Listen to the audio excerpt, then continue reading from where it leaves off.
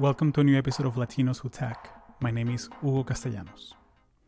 Latinos Who Tech is a podcast about Latinos working in the tech industry and tools to help you take your career to the next level. In this episode, I spoke with my friend Lennis Perez. She's a chemical engineer by training, and she also is a speaker and wellness engineer. And she did a remarkable thing, which is that she retired at the age of 39. Yes, retired. Whatever that word means. She was able to achieve financial independence by working in the tech industry for 16 years and investing her money in 401k, brokerage, and using all of these tools to actually being able to replace her active income using the passive income of a stock portfolio. This is a topic that I've been wanting to cover for a long time, and I've been covering it in bits and pieces throughout the podcast, both in my Spanish language podcast, Conexiones, and in some episodes of Latinos Who Tech. But I wanted to make this episode to show you first that it's possible to actually achieve financial independence while working in tech. Personally, it took me 11 years, and it's something that is definitely doable. But I think that the most important part of this goal of achieving financial independence is changing your mindset and realizing that it's possible. A lot of people get discouraged thinking about all the things that they're going to have to sacrifice to actually achieve it before they actually go through the exercise of, hey, what do I actually need? How much do I need to pay for rent? Or how much do I need to pay off my house? Or which kind of lifestyle do I want to have to pursue? And this is a key topic when you're exploring the FIRE movement, in this movement of highly paid professionals that want to achieve financial independence and retire early. So hence FIRE. And the reality is that a lot of us, we are not retired in the traditional sense of the word. Like, we are not watching Netflix all day and we're not playing bingo or doing any of those things. We're actually, a lot of us are entrepreneurs. A lot of us are folks that we appreciate having more free time than the average person. A lot of us do consulting on the side, and we might engage on paid work for 10 hours, 20 hours a week. Personally, I have my podcasts, and I do consulting and I do speaking. Right now, I decided to go back to school, get a master's degree, and I'm doing it for fun. I'm doing it because I have the energy and the time and the agency to do it. So when it comes to the FIRE movement, it comes in all flavors.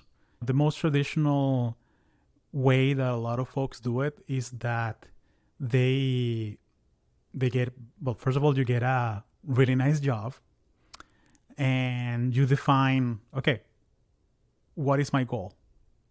What is the number that I need to hit? And you leverage tools like the 4% rule.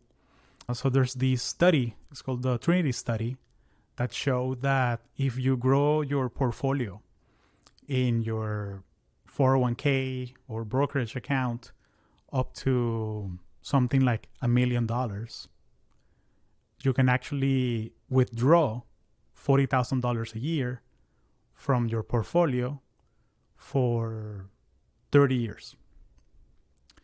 And there are calculators online, and I left some of them in the show notes, that you can actually run your numbers. And depending on how much money you spend every year, you can actually make your portfolio last indefinitely.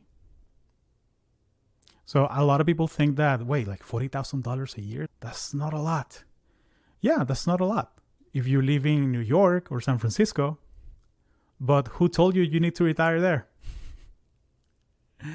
That's it's a base number, right? Like, everybody's number is different. Some people do what it's called FatFIRE, which is they want to retire with $100,000 a year or more. So in that case, what you do, the shortcut is that you take the number that you need to spend per year, you multiply it times 25. And that can give you a shortcut to find out how big your portfolio needs to be. $100,000, that's 2.5 million. And believe it or not, that's pretty doable if you work in tech in the US.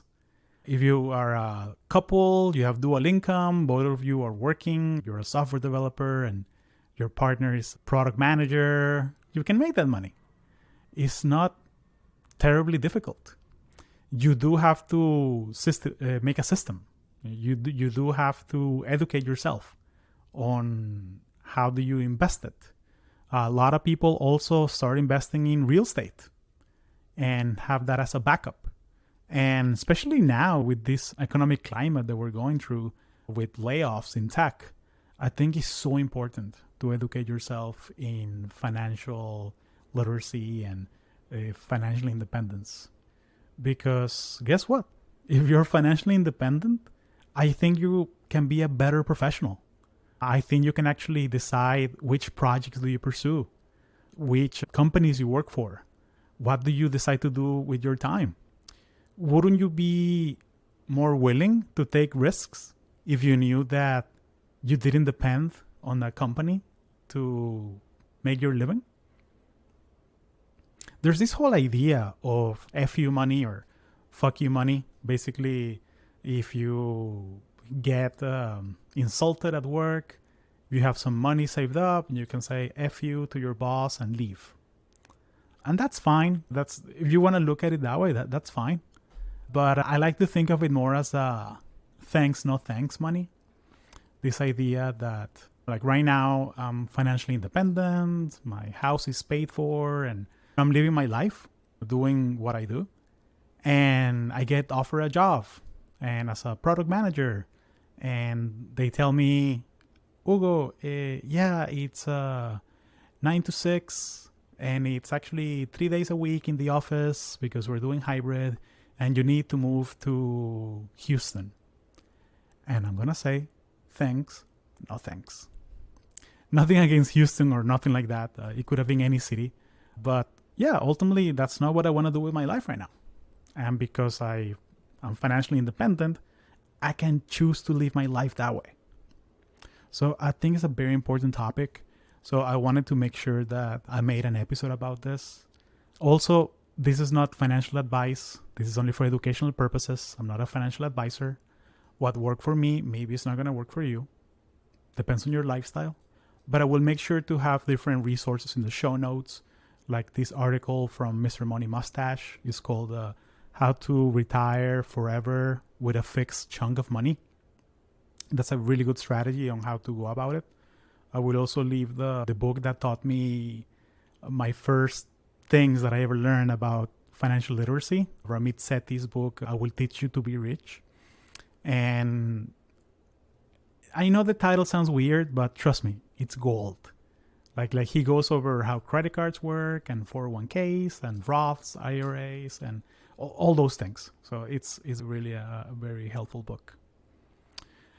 And also thank you to everybody that answered the survey on Google Forms about new episode topics. This is really going to help me tailor the direction of the podcast, where we want to take it.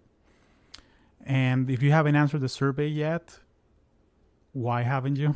You can click on the show notes. You'll find a link to it.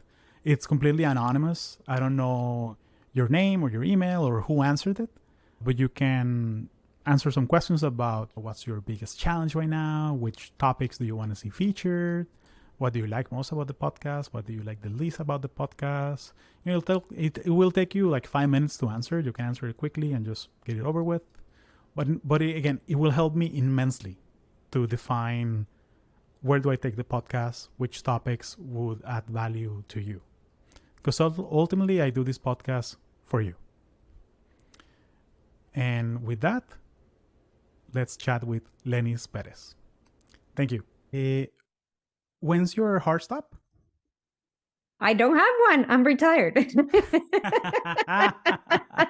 And that's how I wanted to start the podcast.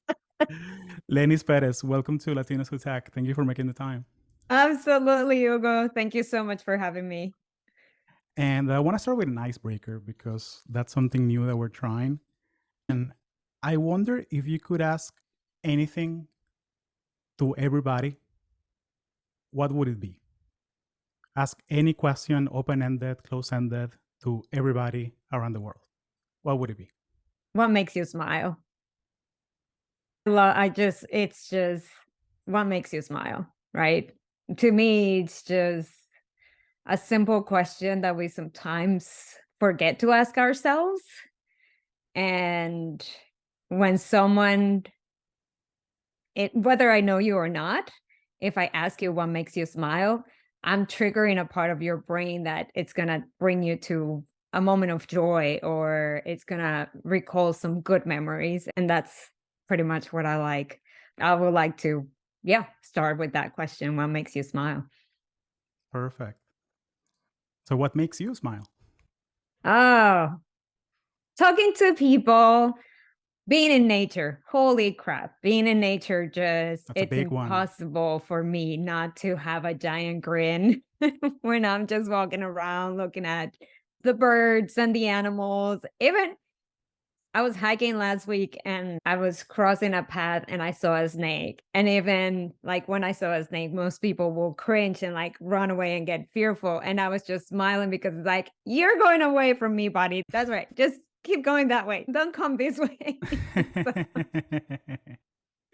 so yeah, nature is a big one for me. Yeah, it really realigns me and makes me smile. That's fantastic. Yeah. So tell me a bit about yourself. So I know you were a chemical engineer by training, and I wonder what's your story? How do you get into STEM, and how do you get interested into this fire movement? Yeah, I'm from Venezuela, like you are. I am actually an immigrant. So I did come to the US when I was in my late teens.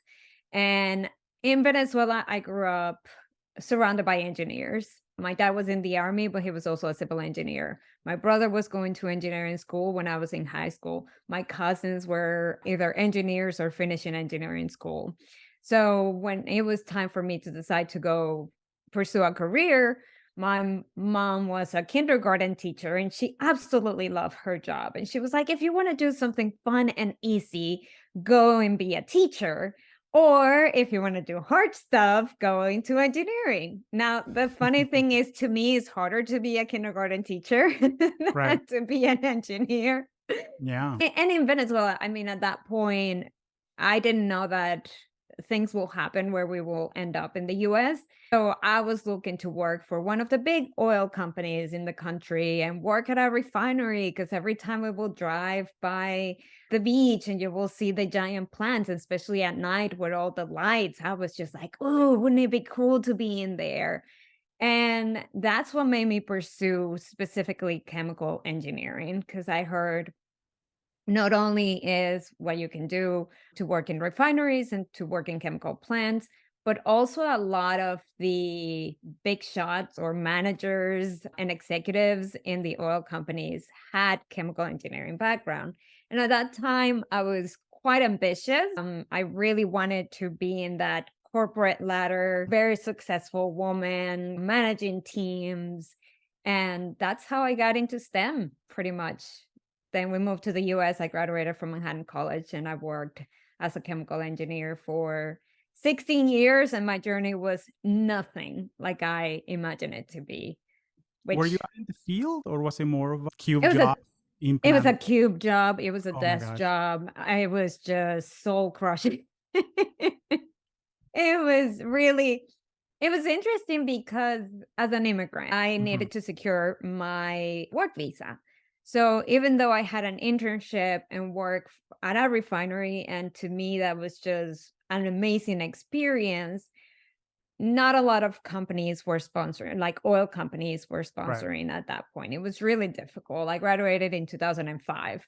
So I found a sponsor. Like that was priority number one. And in a way, in my mind, it's like, okay, I'm kind of close to it because what that company did was it sold technologies, it designed refineries, it designed chemical plants. So I'm like, okay, I'm not in the plant, but at least I'm understanding the backs and the like back ends, how does it work, all that stuff. And maybe in the future I'll get a chance to work for a different company.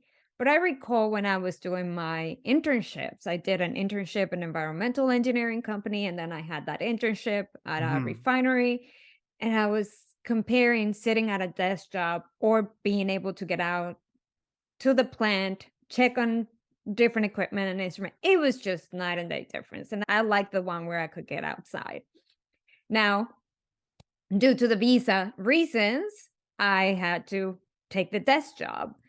And it really was most of my career, I will say, was a desk job. And that just kept crushing my soul little by Mm. little. And I will like move companies and try different things. And it just didn't, never really panned out where I found like a job that I could say I absolutely loved my job. And I think that was the inner kindling to looking into fire, to looking into really creating that financial independence. So then I will have the freedom and the time to explore. Got it. Yeah, when there's this mentality that, and especially as an immigrant, that you have that 9 to 5 till you're 65, Mhm. and when you find something like fire, this movement, this financial independence, retire early movement, in the beginning, it's like, is this even possible?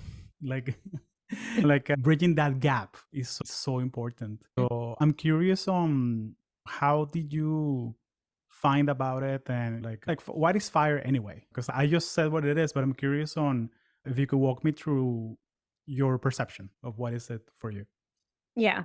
So I'll take you back to me growing up in Venezuela a little, just to Hmm. give you perspective, right? And I don't know what your experience was with your family members, but my parents retired in their 50s. My dad was in the army. He had a secure pension by the time he was done with his 25 years of service.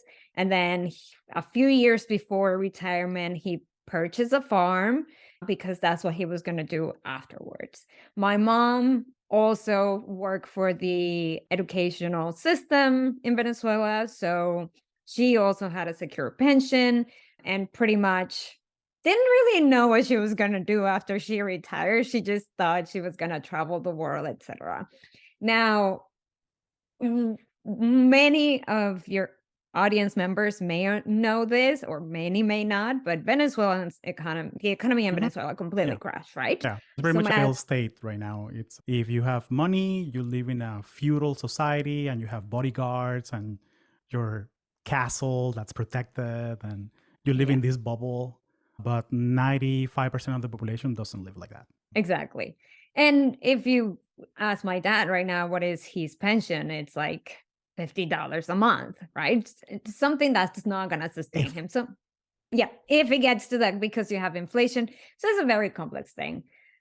I also had on the other side my grandfather who retired from being a teacher at 40.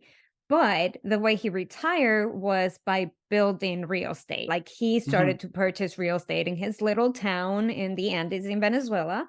And he owned multiple properties. And then he was starting to get the passive income of the real estate. So I had kind of those seeds of I don't need to wait until 65 to retire. Why in the US do they say you have to work until 65? Like this doesn't make sense to me in my Right. head. My parents retire in their 50s. It's a My grand scam. my grandfather retiring his like in his 40s. What is going on here? So that's when I started looking at like how can I build financial independence? And that's when I came across the concept of FIRE, which is financial independence, retire early.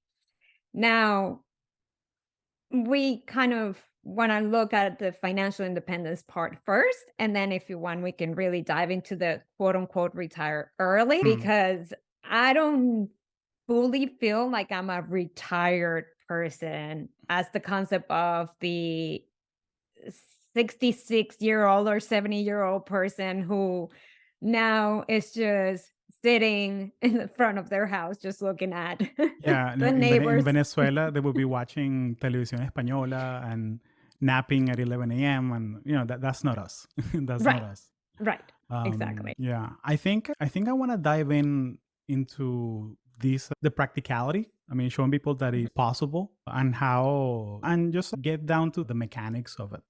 Yeah. So there's this idea of the 4% rule Mhm. that if you have a portfolio that's big enough, when I say a portfolio, I mean investments. It can be stocks, bonds, and if you withdraw, you can withdraw 4% of that whole chunk of that portfolio for 30 years and it will still keep the same value.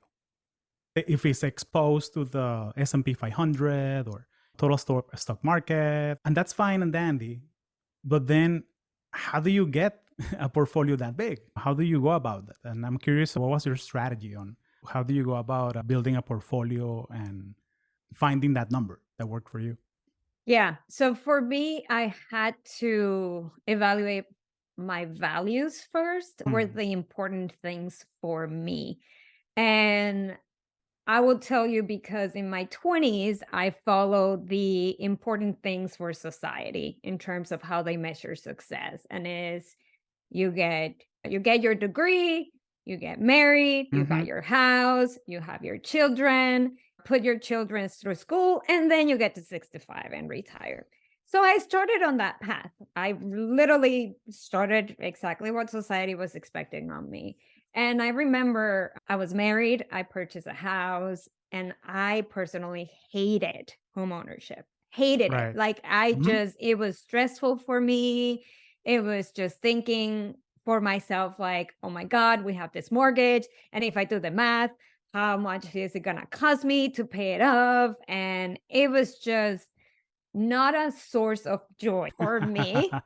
And at the time, I was living in the New Jersey area, which is a very expensive state to live in the US. So Mm-hmm. you have property taxes that were ridiculous, plus houses that were built in the early 1900s that constantly need renovations and constantly need you to put money in. So it literally felt like a money pit for me. Fast forward to my early 30s, and I said, I've tried this formula. It's not working for me. It really, beyond the crushing job, I'm also not aligned with this whole being a homeowner and paying taxes, Mm-hmm. like real estate taxes and all that stuff. So I said, what can I do? Right? What am I looking for? And that's when I said, okay, I need to build my cushion so I can be financially independent to choose to do whatever the hell I want with my time. So I started, so we'll go back to one of my jobs. I had Mm-hmm. an amazing job. So my first job was your traditional 401k, where they'll do matching up to, I think it was 5% matching, which Okay. was That's pretty pretty good. good. Yeah. Yeah, which is pretty good. So I was there for 5 years. And they also, when I started, it was one company and then it was acquired by another company. So they changed some things. So they actually had a pension too.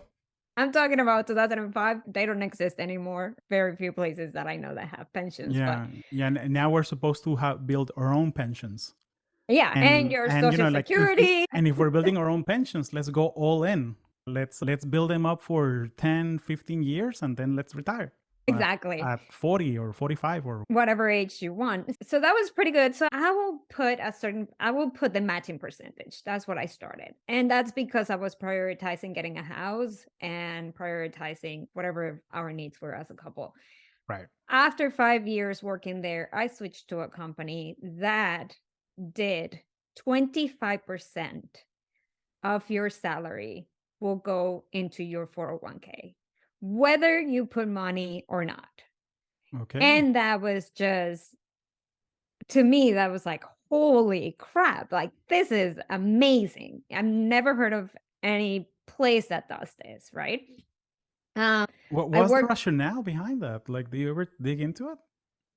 It was a very small engineering company. At that time, I think I was engineer number, well, not engineer, like staff number 67. It was a very small company. It was owned by three engineers. And what they wanted to do is just to create a place where people felt safe, right? Where people felt that they were being taken care of. And one of the Right. ways that they did that was through putting this gigantic amount of money. Yeah. I mean, with that, I feel pretty safe. Like, that's a pretty good retention strategy. Exactly. And then the funny thing is, when I joined that company, they said they never had a layoff. They had been around for a little under 20 years, but they were pretty niche in the Hmm. industry, very specific thing, had a lot of flexibility in terms of the different markets that they could serve. Okay. So had some stability in there.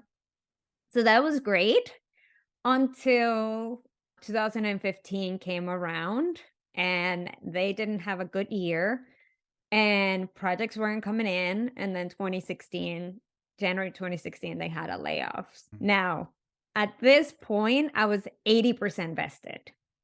I was so mad that I got laid off. They had to let go 20% of their staff. Took a break.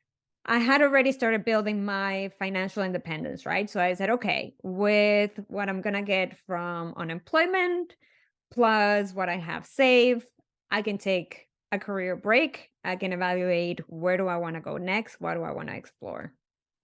That's when I started a YouTube channel. That's when I started looking for other ways to create passive income. So I had, Mhm. okay, you have your retirement in your portfolio. You have your 401k, which you have restrictions on when can you take money. Then I started learning about the traditional IRAs, Roth IRAs, and just took that little break on in terms of engineering to learn about passive income. Pretty much is it's what I call it. This company rehired me. I was super excited that they were able to they didn't have to reset my vested period. So then all Oh, I that's needed to fantastic. Like, you won the yeah. lottery right there. That's, I did. I mean, So I was able yeah, so to speak. Like, yeah, but I will tell you because people think, okay, it's $25,000, 25% that they're depositing into your retirement account. But also think about, I'm not earning what tech earns right now. I was mhm. earning maybe $80,000 at the time, living in one of the most expensive states that is here in the US. But granted, that money was always going to go there, which was fantastic. When I came back, that was the only year they only did the 3% minimum required contribution into their retirement plans.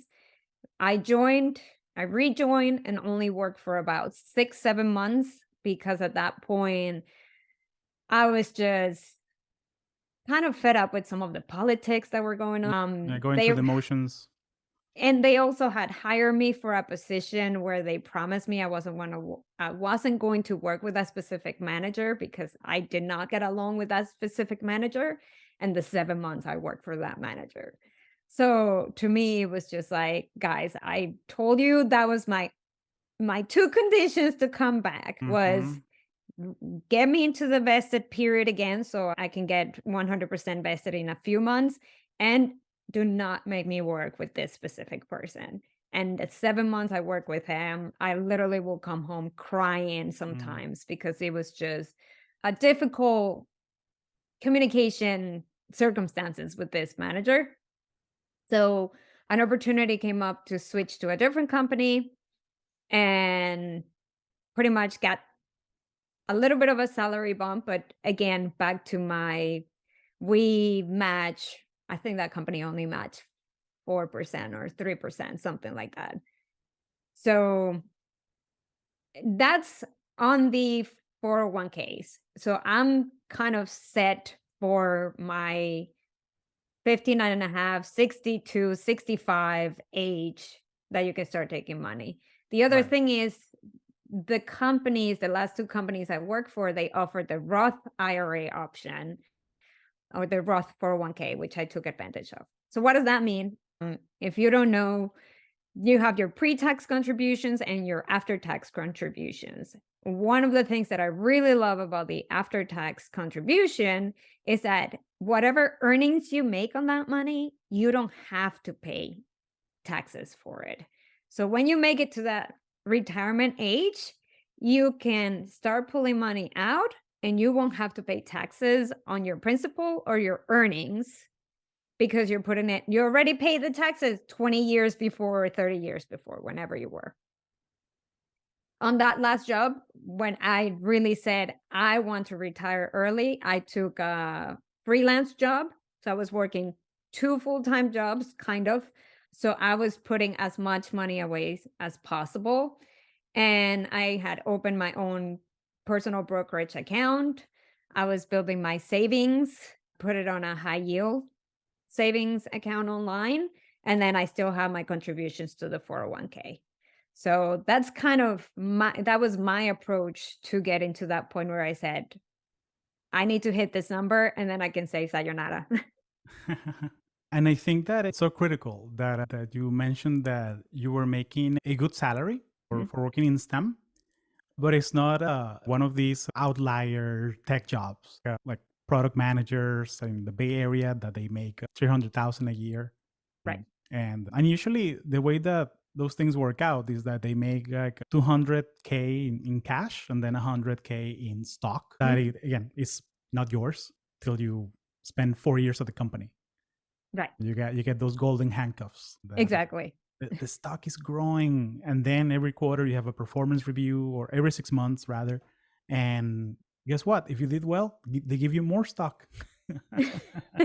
That you cannot control. Yeah. And then you can keep it in the company, or you can take it out and put it in index funds, put it in the S&P 500. I mean, that's what I did. But so I'm curious, like at this time, do you have to do any like lifestyle changes, like any things like house hacking, like renting out your house? Like, do you do any like things that people would consider like extreme to like changing your lifestyle, or were you just doing things as normal?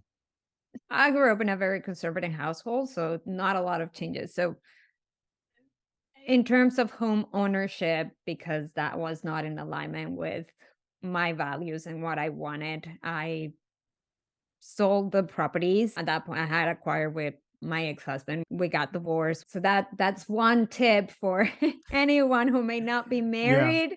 Prenups are not just for the rich people. Prenups are for anybody. Prenups are for it- anybody. it's in the Google Drive next to the will. Yes, exactly. Yeah, Like the legal documents. Yeah. no, that's an important conversation to have. Yeah, especially, and thank you for being open about this. And we don't have to talk about this if you don't want to. It's totally fine. No, I do want to share because it's a lived experience, right? And I wish someone had talked to me about this. My relationship with this person is we were quote unquote 50-50, but not really. And what happened was he was also from Venezuela. He came to the US under a student visa. We had gotten married and he was going to school when I was working. So I had already been started building my 401k and my portfolios and things like that.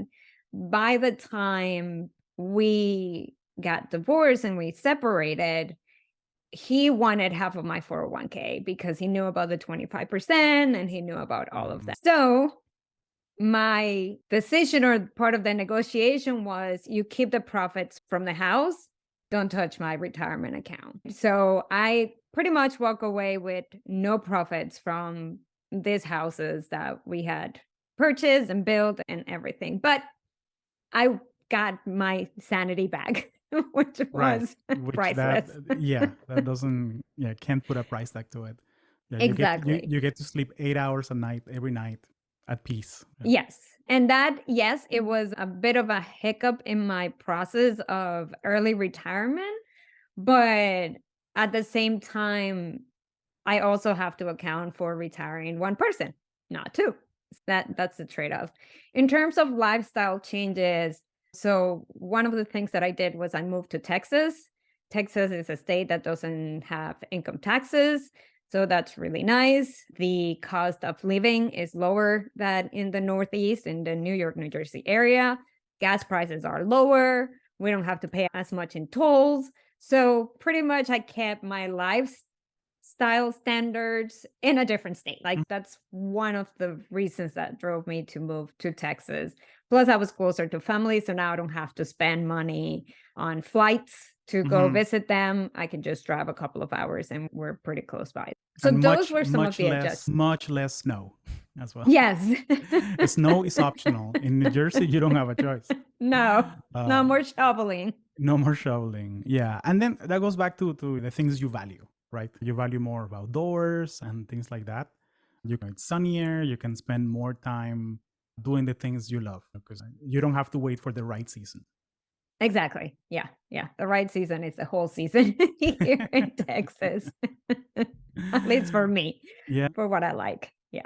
That's awesome. That's awesome. So so a big question then is how do you calculate your number? Everybody's number is going to be different. Again, are you supporting 2 people? Are you supporting 1 person? Are you supporting a family of 4? Right. I like to think that doing it as a dual income household is easier. But then, like in our case, doing it as a dual income household without kids, it feels like cheating. Yes. Because when you have 2 people that work in tech, it's like, okay, we're cheating. Yeah. And I'm okay with that. Exactly. Exactly. So the way, like personally, the way I looked at it is that I look at the Trinity study, the 4% rule, Mhm. and there's this shortcut that the 2 or 3 people that listen to this podcast, they can do it right now and they can guesstimate how much do you need to live each month. Right. And like be honest about it. Now look at your mortgage, look at how much you're paying in health insurance, look at how much you spend going, like if you use Mint or YNAB, like those apps are amazing for that, like tracking, and then guesstimate. Like, okay, that times 12, more or less how much I spend in a year, like to live the lifestyle that I have right now. And you multiply that number times 25. And that's your 4% rule number. That's the number that you should hit. Right. So like if right now, like if you want the lifestyle that it's $40,000 a year, that number is 1 million. You gotta hit 1 million. If you like nicer things and you want to live in $80,000 a year, you need to hit 2 million. Right. But if you work in the US and you want to retire in Mexico or Colombia, or like people that listen to this podcast, a lot of them their parents are immigrants or they're immigrants themselves. Right. You can get by. Maybe you can move to a place where you can get by with $1,000 a month. Who knows? Like everybody is different. So like doing that exercise of calculating your number is gonna vary by person, by lifestyle, by a lot of things. Just out of curiosity. So if you figure out a place where you can live with $1,000 a month, that number is $300K. Right.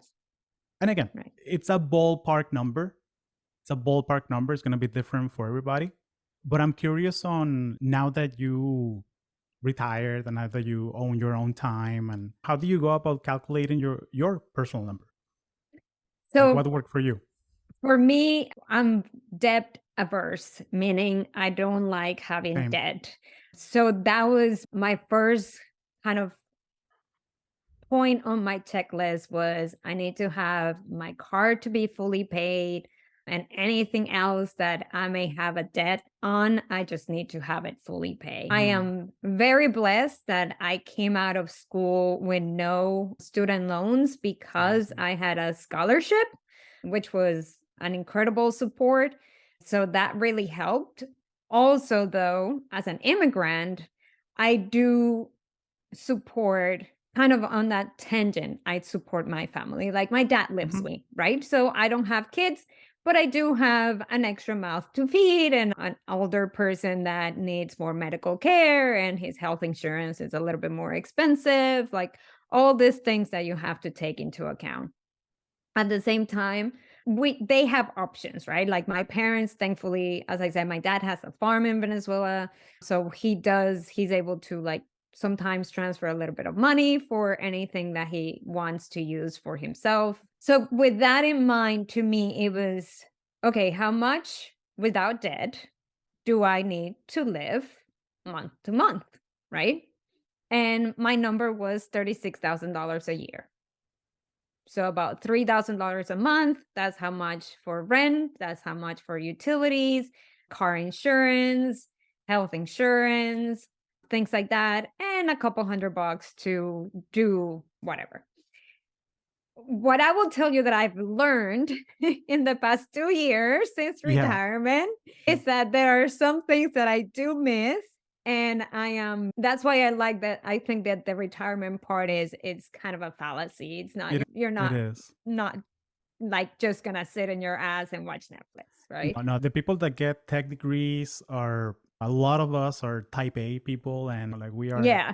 we a lot of folks like we have like entrepreneurial mentality, and we like to see what kind of side hustles we can do, or Exactly. yeah, our minds are built to solve problems.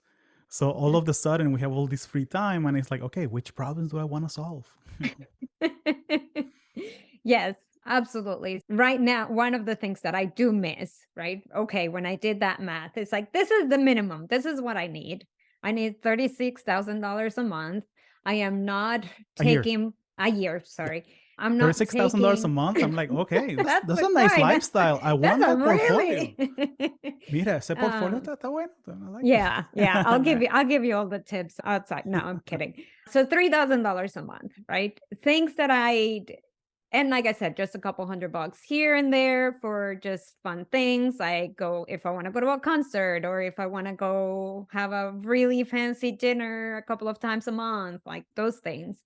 What I do miss is when I was working full time, although I didn't have the time, I had the money to pay to travel first class to go to New Zealand or take these really nice trips to Europe. So, how much does that cost, right? How much is that going to cost me? So, right now, honestly, I'm like, I can just do DoorDash for a few months to build up a couple of $1,000s that I didn't take into account into that $36,000 a year. And because I have the time and the freedom to play around with other things. I also, as I mentioned earlier, I do have a couple of passive income streams. So that money, it's kind of put away for maybe the fun stuff. I'm thinking probably in a year or two, I want to upgrade my car.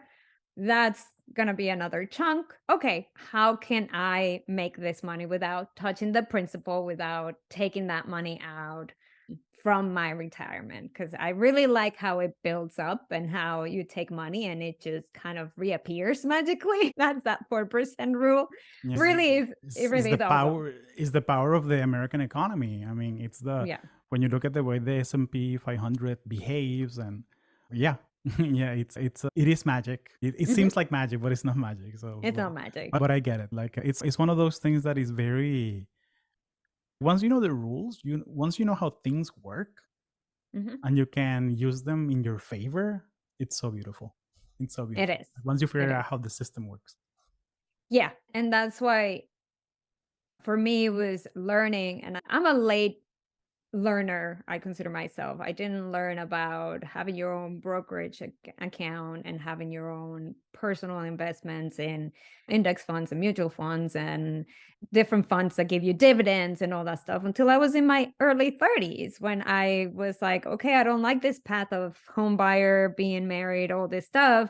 What is my other option? That's when I started learning about this thing. So if any of your listeners are in their 20s, oh my God, you are blessed Hmm? by having this access to this information. Oh, And yeah. if you're in your 40s, it's not late. It's not late. Like when my brother found out I was retiring early, he's like asking me 100 questions. And again, his approach is different because he has two daughters. He likes more investing in real estate. I did not invest in real estate. I kept most of my stuff on the market, different styles of investments, but still on the market, on the stock market. So for him, it's like, okay, a couple of years ago, 3% interest rate for a mortgage. I'm gonna buy a house. And now a year later, I can actually buy a second house. Mhm. And now he's like, he has an income from the rental property that's paying off his mortgage, has a little bit left, and now he has the homestead house that he just purchased that he's going to live in probably a couple more years until the mortgage interest, hopefully in a couple of years, will stabilize and go down here in the US. There's different ways, but he's looking now at retiring around 52 to 55 is what he's looking at, which is still not your 65 Yeah, that people tell you that you have to work until. yeah, definitely. And 52 is way better than 65. Yeah. And we're having a very positive conversation. And I don't mean this to sound negative or to like draw the energy out of it by any means. But what motivated me, one of the things that motivated me is that my dad, he was a college professor in Venezuela and he retired at 59 Mm, and we migrated to the US, bought a house, and then he got really sick and he passed away at 62. He got his dream in the sense that he moved to the US with his kids. He gave us a better platform of opportunity to do things. But yeah, he didn't have a retirement at all. right, right. And personally, I look at all the sacrifices he did to get us to here, to the States, and I'm like, okay, I need to make this worthwhile. I need to do great things here. But I'm not gonna work till I'm 60. And that's Mhm. not. I want to work in my own terms Exactly. because Exactly. because it can come from a very traditional standpoint, like you said, like growing in a very conservative home that you do things this way. It's a checklist, and no, it's not. You can do a lot of things with tools that you have available. And case in point, this brings me to the other part of life after fire. Like now Mhm. that you've achieved your number, you're financially independent, you don't have to check your Slack at 8 in the morning to see. Yeah. you don't have Yes. you don't have to rush your breakfast because you have a Zoom call in 5 minutes. Yeah. I'm curious on like now, like what does a typical week look like for you? Yeah. Well, first, I want to acknowledge you bringing that side of the story Mm, of what happened to your dad okay. because it it ties into the work that I also do right now as the quote unquote side hustle, which is I saw coworkers, I saw colleagues struggling emotionally, physically, because they were so married to their jobs or they had such a stress and pressure for certain performance. Like one of my coworkers passed away in his early 50s from cancer and pretty much he Mm, worked till like a couple of months before he was in his deathbed. So this mentality that literally you're working yourself to death, it's very real in the US. I, it's I very real. think it's extremely real here in the US. I've had colleagues with emotional breakdowns because they Mm-hmm. cannot handle the stress of trying to keep a family, show up for work, answer to the clients. Like they have all these things going on, trying to be the perfect mother or parent, trying to be the perfect employees. Like it's a lot of pressure that really drains us and burns us out. I'll tell you, my week now, it really varies. I will say right after I hit my number and I was like, I'm done. I'm ready to put my 2 weeks notice. I ended up working for a month later because they were like, what? No, we need you for a couple more weeks. So I ended up working for a month. And then I took 3 months off of the quote unquote retirement, right? It was literally 3 months where I said, I'm just going to read. I'm just going to chill. I'm just going to sleep. I'm just going to take naps, knowing that I was also still in the process of transitioning, right? There's a grieving process that people don't talk about in the fire Mm-hmm. communities. You're leaving behind a lifestyle that you have been taught and chasing for so long, right? You are leaving behind the comfort, quote unquote, of having that paycheck twice a month, of having somebody else do the research for your insurance options, of like, there's so many things that you're leaving behind that a lot of people don't talk about, this grieving and transition period that you want to take. I will suggest that you do take it, where you do that self-reflection of saying, I worked my butt off. I feel really proud, but what is my life going to look like?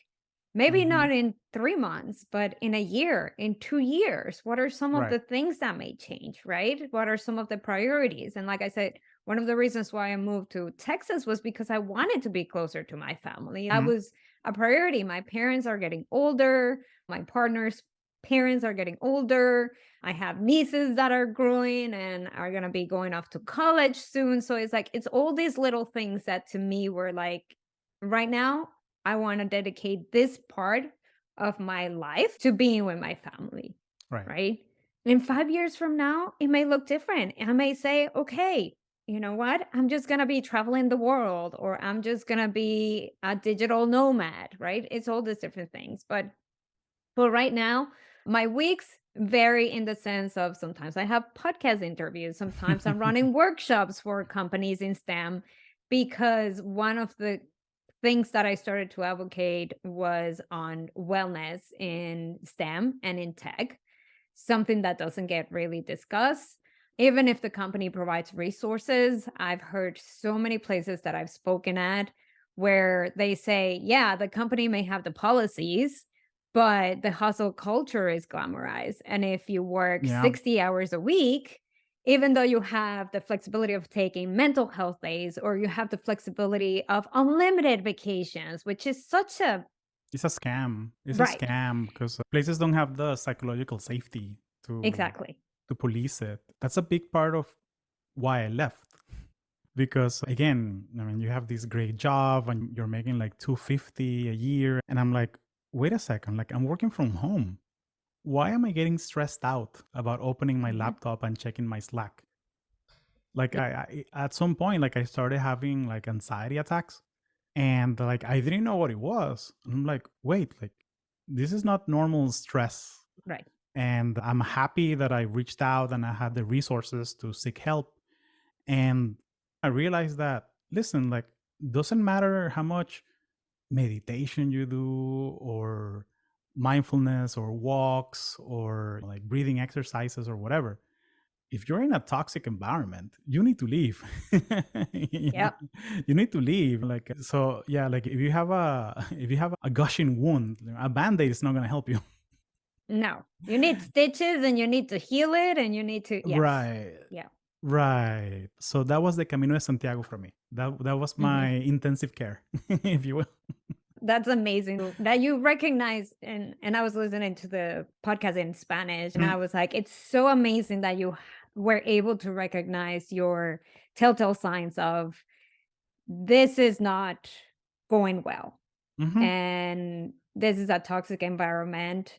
And I was in similar shoes, in the sense of I was hired to do ABC for my job. And all of a sudden, 3 years into the company, the CEO will call me and say, hey, I need you to do this.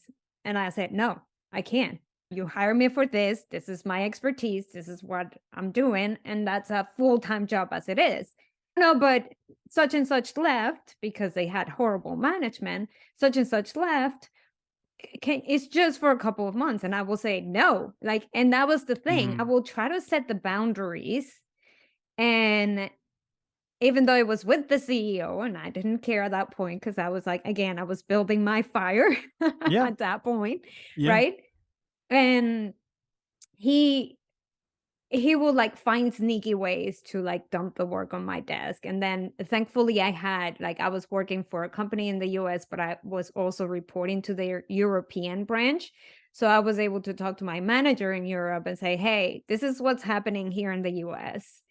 I don't think I have no problem pivoting 100% to these other responsibilities, but I'm not going to do both. Right. Period. Like, it's just setting those boundaries. They had their talks, they had their politics worked out. I was not given that job. But it was those little sneaky pushing Hmm. boundaries things that I was like, this is not okay with me. Right. And I had a number, I adjusted that number, and I'm like, you know what? I can be okay with this right now. I don't Hmm. need to hit that. A lot of people think about the 1 million goal. I'm Hmm. like, 700 is going to be good enough. Like, I'm Right. out. Right. Because it's how you define it, right? It's how you do the lifestyle design. Like there's this whole idea of there's different flavors of fire. There's the Mhm. CoastFIRE. So the people that they get their portfolio all the way up to 400, 500, and then they get a job at the library. Right. Like they figure out their housing and they get a job that gives them 20, 25K a year, and that's fine. Maybe they Mhm. do some DoorDash on the side, but they work like 3 days a week. And so Yes. you have a 4 day weekend every week, you know? Yeah. So Yeah. there's people that do the expat fire, you know what I said, like they move to Mhm. Mexico or Colombia or anywhere. There's people that get a regular office job that is more chill, just Yes. more No chill. stress. Yeah. It's like Yeah. admin. I'll do admin work, monkey Yeah, work. I'll do admin. There's this podcast I like. Two friends that are doing fire. One already hit their number. One is doing it. Is two sides of FI. And Mm. the one that already hit his number, he was a healthcare executive in the Bay Area. And now he Mm. works at a brewery 2 days a week So fun. because So fun. because he's a chemist and he loves talking about beer and he loves talking to people and he gets his social tank full and he needs to use it. So that's what he does. It's about it's not about retiring and watching Netflix. It's about living life in your terms. Like if you feel like flying out somewhere on a Wednesday because it's cheaper, you can. You don't have to ask Mhm. permission to anybody. Yeah. And I would say that that realization for me, I experienced burnout and health issues in the 2012, 2014 period. And to me, that really put things into perspective. And then we had COVID. And that Mhm. was just the final push that I needed to say the only non-renewable resource I have is my time. I can make money other ways. I can figure out how to live with certain expenses, cutting certain things, but I cannot get my time back. That's the only thing that I cannot. And what am I trading my time for? If I'm trading my time for money, but I'm also trading my health and my well being for money, Right. what am I doing? Is that what life is supposed to be? Right. I think I love that you mentioned there's different flavors to fire. You build it with the choices and the freedoms that you want to have for your own life and your own values. So I call it, I like fire now as financial independence realigned early, not Yeah. retire early, realigned Right. earlier in your career and your life.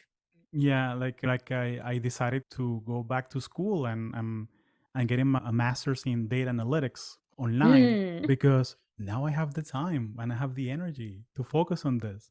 And I can yes. spend 4 hours working on a data set and like it's amazing. And I like to think that it's so when you're in a room and you're introducing yourself to other people, I like to say that I'm an engineer. I worked in tech for Hmm. 11 years and I'm semi-retired. Hmm. Sometimes I say that. And sometimes I say that, yeah, I worked in tech for 11 years and now I don't have to work anymore. Every day is Saturday. Yeah. Yeah. What a So that gift. like that's the way I phrase it sometimes. And I'm experimenting with it because again, who knows, maybe after 2 years of this I'll get bored and I'll be like, okay, Lennis, I'm going back to Microsoft and going back again. Who knows? Who knows? It'll be on my terms, and that's fine. That's. But I'm curious on how do you introduce yourself in that setting, especially here that everybody's so tied to their job is so tied to their identity. Like I'm curious on how do you introduce yourself? Yeah, a lot of times I actually have a shirt. I should have worn it today, but this is a podcast, so but it says wellness engineer. And that's to kind of kick off the conversation of like, oh, what do you do? I've never heard of a wellness engineer. And it's a way to share some of the advocacy work that I've been doing right now because as I mentioned, I took those 3 months off, but then after that I was like, okay, what am I doing? What am I going to like build? And to me, it was if I had a role model when I was going through that burnout experience in 2012, that was another woman in tech, woman in engineering that I could see that they were talking about prioritizing themselves, how to create this independence, financial independence, how to not be so attached to their jobs. I wanted to become that role model. So Right. now I say, depending on the setting, right? I'm a consultant. I do public speaking. I run workshops. I'm a YouTuber sometimes. Yeah. If it's a setting where there's a bunch of people on YouTube, I'm a podcast co host. Like, I'm multi passionate. Like, Yeah. I have a lot of different things going on right now that are a lot more fun than what I was doing before. And yeah, I worked in engineering for 16 years. I worked in sales as part of those years in engineering. And kind of like you said, right now, honestly, like I've been on the searching the job market because I would love to try and work for companies that are promoting wellness like Inside Timer or or Headspace. Like I've done some things with the Chopra Global Organization because I graduated from their meditation certification. So it's like it's all these different things that, as you said, in a couple of years, if you want to say, hey, Microsoft came out with this really cool thing that I'm curious about and I would like to go and check that out, you can try to get Hmm. back Yeah. into the market if you want to. A lot of people, and I remember this, like this gentleman, his name was Ed Visage. When I started working, he was in his 80s and he would work twice a week in this company and come with his golf gear, like his golf shorts or Mm. his golf pants and his little hat and stuff. And because he loved, like you said, that social filling up Hmm. your cup of that social interaction, of still using part of that brain and part of that knowledge. I think there's a lot of talent for people in their 60s that sometimes doesn't get used or really fully taken because they had this mindset of, I'm retired now. So whatever Hmm. happened. And it's like you have so much wealth of knowledge that you could be sharing. And Hmm. I feel like for me in my 40s, like I have all this knowledge from my 20s and 30s of everything that I screw up. I want Right. to share it with the world. I want to share the dark sides. You can get to the other side, but this is what you got to do. And one of the things is getting out of toxic environments. Hmm. 1000%. Yeah. And an interesting move that I see people that are retiring in a more traditional term, that they're in their 50s, 60s, and they have 25 years working at places like Intel or Google, or is that they join boards for nonprofits. So they can still give that expertise, and it's probably like 5 hours a month. Right. And again, like because, but it's people that have that itch of giving back. Like I have a friend that he did just that. He left Intel after 25 years, and he joined the board of directors of a nonprofit. I should bring him to the podcast actually to talk about that, There you go. because it's an interesting career move. It's like, listen, like I have all this money and my 2 houses are paid for. Yeah, after a month of cleaning the garage and fixing up the house, like, okay, I'm done. Like I need to do something else. I need to do something more that activates my intellectual curiosity. Right. Exactly. Exactly. Yeah. I'm curious on your, right now that you embrace life after fire, this financial independence. I'm curious on how do you handle your speaking engagements? You have this interesting workshop on busting burnout, and that caught my attention for obvious reasons. So I'm curious on what's at the center of that workshop, the outcome. What do you want to get out of the audience in that kind of workshop? So I did this workshop for the Society of Women Engineers last year, and I do similar workshops for other organizations. I've done things for the Society of Hispanic Professional Engineers here locally. And a lot of this is bringing that awareness, first of all, of understanding that it is safe for you to not be attached to your job title. It Mhm. is safe for you to set boundaries, that it's okay not to check your email on weekends, that you don't Mhm. have to sleep with your phone right next to you on next to your bed on your nightstand, and the first thing that you do is check your emails. Like, number one, it's just that awareness of what is your relationship with work right now? And why have you built that relationship? Because in my case, I have built that relationship from not knowing anything else, from the role models that I had in the industry, where people that did not have work life integration, work life balance, whatever you want to call it, it didn't exist. They live for their jobs. That's pretty much, they were there all the time. And they had this concept of loyalty to their employers, which, as someone that has been laid off, there's no loyalty there. Yeah, it's 2023.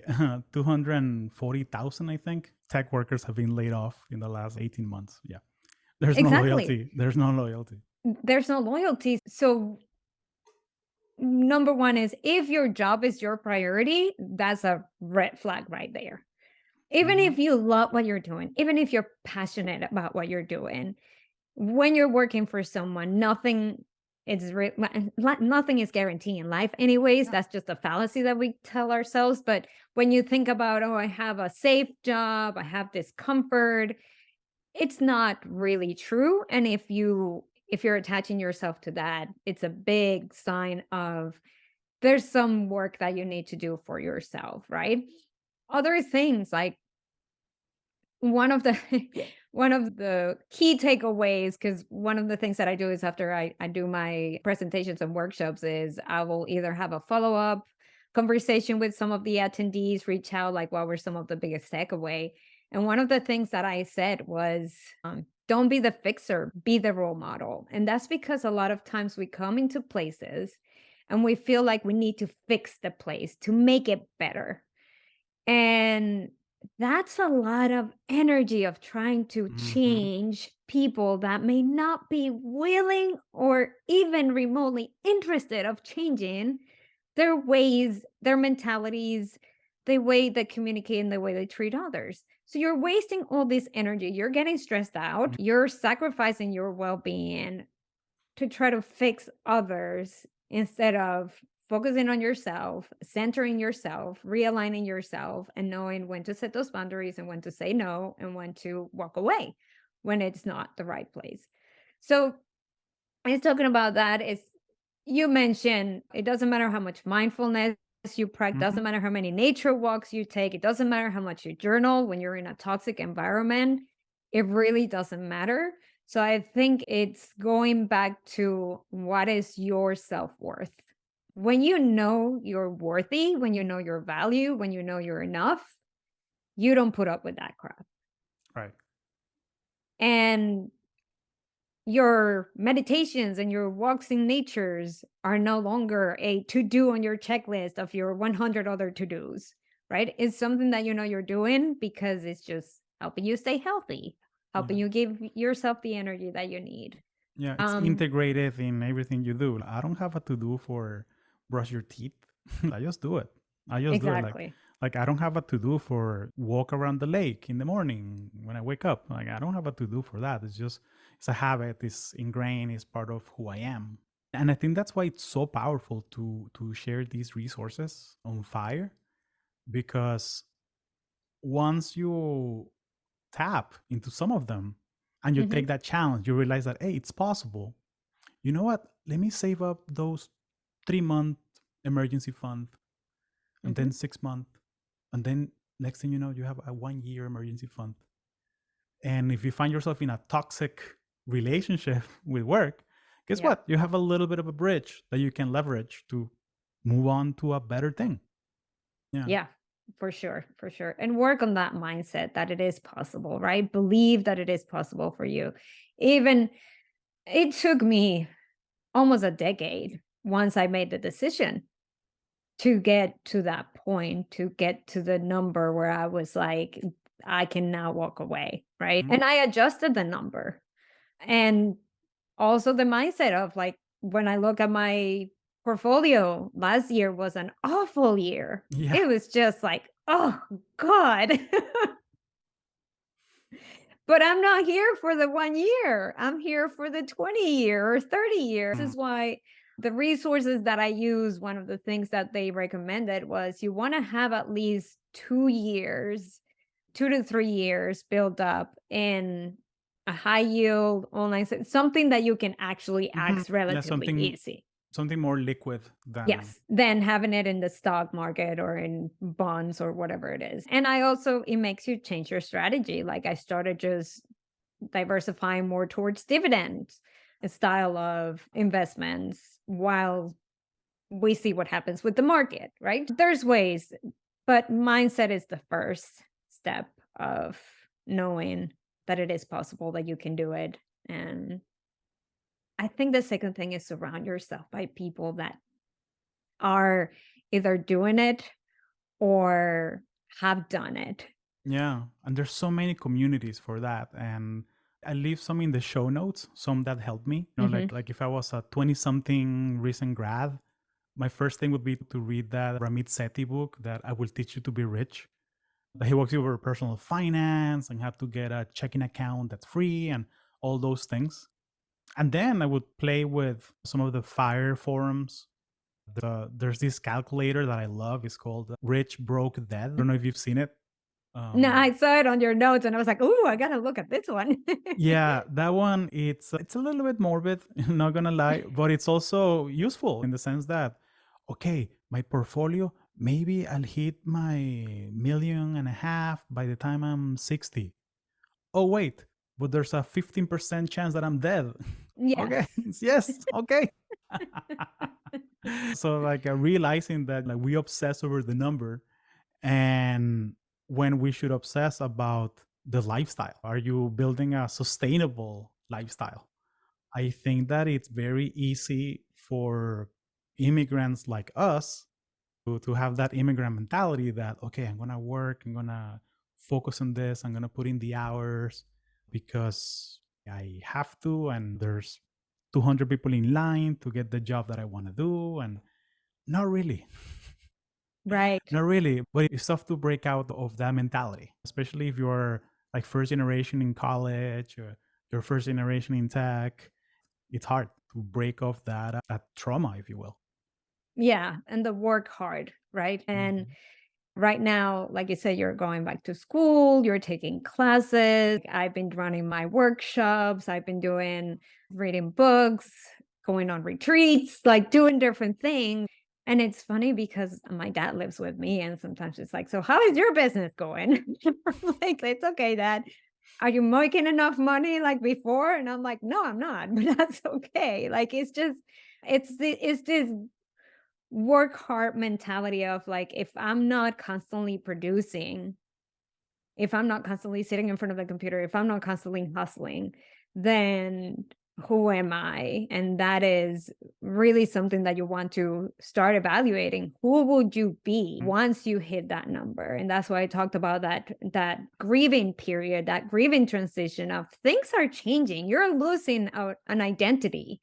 Even if you chose to lose it, it's like a divorce. Even if I chose to get divorced, it's still like I'm going from being a wife and married to now being on my own and single. And what does the dating life look like out here for someone that's in their 30s? And it's all these different transitions, and find support, like talk to people, reach out to me, reach out to Hugo. Like we love to share resources. Oh yeah, We're yeah, here to support you yeah. in this There's path. no shortage of resources, and we leave your contact info in the show notes as well, so people Mhm. can reach out.